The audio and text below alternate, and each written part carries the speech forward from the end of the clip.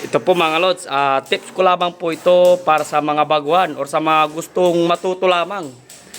Ito po yung kinagandaan pag nakapag-plastering na po tayo dito sa labas, mga lods. Ayan. Pero, check pa rin natin kung nasa hulog ito dahil dito po tayo didepende, mga lods, dito sa ating pagliliyaw ng hamba.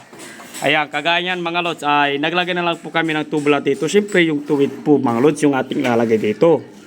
Sa baba at sa itaas. Ayan. Tsaka tinali po namin ito sa horizontal na bakal, mga lods. Ayan. So, nakafix na po yan. Nakadikit. Tsaka po natin lang ididikit ito, mga lods, itong hamba dito sa tubular. Ayan. Kailangan nakadikit. At nasa ganun ay nasa hulog na po yan, mga lods. Tulad po niyan, mga lods. Oh. Ayan. So, bali may kawang pa po dyan, mga lods. Ayan. Tatalian po ng alambriyan. Didikit po yan, mga lods. Ayan. Ayan. At susundan niya na po yung tamang hulog niyan, mga lods. Ayan.